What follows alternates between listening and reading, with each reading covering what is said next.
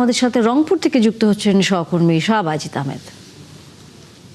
বাজিদ, হাসপাতালে বর্তমানে কতজন হামিদ রোগী আক্রান্ত হয়ে চিকিৎসা নিচ্ছেন এবং একই সাথে যেহেতু টিকার কর্মসূচির কথা বলা হচ্ছে সরকারের পক্ষ থেকে যে রবিবার থেকে টিকা চলে আসবে সারা দেশে, সেই হিসেব করে রংপুরের চিত্রটা কি হবে? রংপুরের হাসপাতালগুলোর কি ব্যবস্থাপনা এর মধ্যে নেওয়া হয়েছে?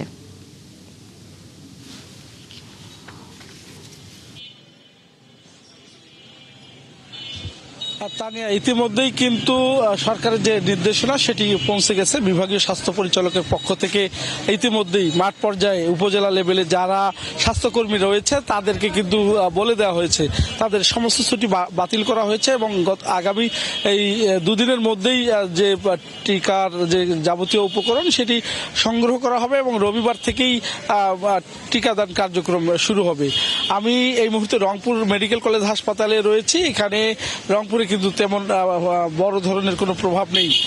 এ পর্যন্ত গত 10 দিনে 10 জন আক্রান্ত হয়েছে এবং এর মধ্যে 2 জনকে রিলিজ দেওয়া হয়েছে। 8 জন তারা চিকিৎসা নিচ্ছেন রংপুর মেডিকেল কলেজ হাসপাতালে এবং সকলেই কিন্তু শিশু।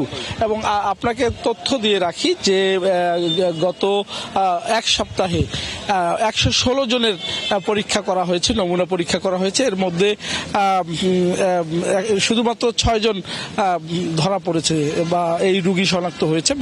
বাকি 116 জনের মধ্যে কিন্তু আর যে 110 জন তারা কিন্তু শনাক্ত হয়নি, অর্থাৎ একেবারে গুরুতর পর্যায়ে নেই। তবে রংপুর মেডিকেল কলেজ হাসপাতালে ওই ওয়ার্ডটিতে কিন্তু নার্স এবং চিকিৎসক সার্বক্ষণিকভাবে তারা চিকিৎসা দিচ্ছেন এবং এই যারা রোগী তাদের জন্য কোনো ধরনের স্বাস্থ্য কোনো সমস্যা না হয় সেজন্য তারা সজাগ রয়েছেন। তবে এই রংপুরে কিন্তু বড় ধরনের এবং কোনো জায়গায় প্যানিক তৈরি না হয় সেটিও স্থানীয় প্রশাসন কিন্তু দেখা ভালো করছেন এবং আগামী রবিবার থেকে স্বাস্থ্যকর্মীদের ছুটি বাতিল করা হয়েছে। তারা মাঠ লেভেলে কিন্তু শিশুদেরকে এই টিকা দেবেন এবং সেটি সংগ্রহ হবে বলে ইতিমধ্যেই কিন্তু বিভাগীয় স্বাস্থ্য পরিচালকের সাথে আমরা কথা বলেছি এবং তারা তিনি জানিয়েছেন যে তার প্রস্তুতি নেওয়া সম্পন্ন হয়েছে।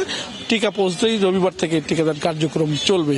আর ধন্যবাদ বাজিদ, আপনার মাধ্যমে আমরা শুনছিলাম যে এর মধ্যে হাসপাতালগুলোকে প্রস্তুত করা হয়েছে এবং রবিবার থেকে টিকাদান কর্মসূচি শুরু হতে যাচ্ছে হামের। দর্শক, সহকর্মী আমাদের শাহবাজিদ আহমেদ ছিলেন এতক্ষণ রংপুর থেকে।